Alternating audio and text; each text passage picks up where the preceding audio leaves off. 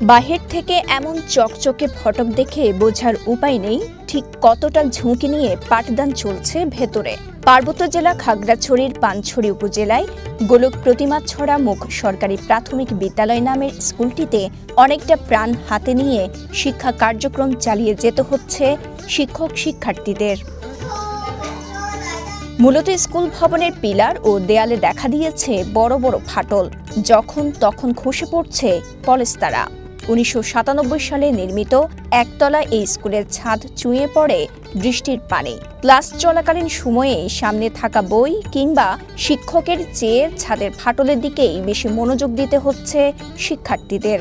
আমাদের বিদ্যালয় ভবনটা খুবই ঝুঁকিপূর্ণ। বর্ষাকালে পানি পড়ে, আমাদের ক্লাস করতে খুবই ভয় লাগে। আমি চতুর্থ শ্রেণীর ছাত্রী। আমাদের বিদ্যালয়টা খুবই ঝুঁকিপূর্ণ। বর্ষাকালে পানি পড়ে, ক্লাস করতে ভয় লাগে।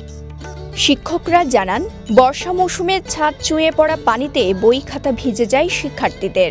ভবনটি অনেকটা ঝুঁকিপূর্ণ হয়ে যাওয়ায় ধস আতঙ্কে প্রতিটি মুহূর্তে প্রাণ হাতে নিয়ে পাঠদান করতে হয় তাদের। আতঙ্কে থাকে শিক্ষার্থীরাও।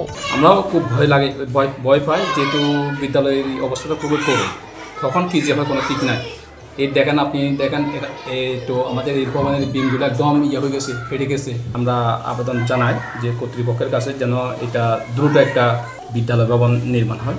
স্কুলের অন্য কোনো ভবন বা অতিরিক্ত শ্রেণীকক্ষ না থাকায় বাধ্য হয়ে ঝুঁকিপূর্ণ এই ভবনেই শিক্ষা কার্যক্রম পরিচালনা করতে হচ্ছে সংশ্লিষ্টদের। এদিকে স্কুলটির এমন বেহাল দশার কারণে কমে গেছে ক্লাসে শিক্ষার্থীদের উপস্থিতি। পলেস্তারা খসে পড়ে আহত হওয়ার ভয়ে তাদের স্কুলে পাঠান না অভিভাবকরা। গোলক প্রতিমা মুখ সরকারি প্রাথমিক বিদ্যালয়টি অত্যন্ত ঝুঁকিপূর্ণ, যে কোনো মুহূর্তে ভেঙে পড়তে পারে।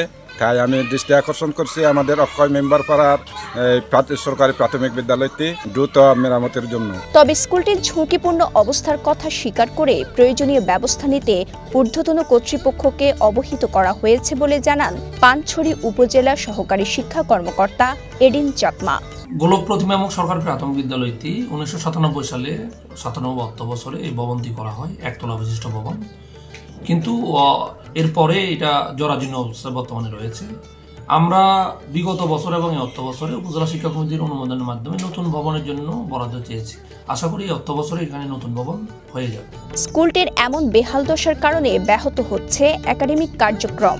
তাই শিক্ষার্থীদের নিরাপত্তা ও পড়াশোনার সুষ্ঠু পরিবেশ নিশ্চিতের দাবিতে দ্রুত নতুন ভবন নির্মাণের দাবি স্থানীয়দের।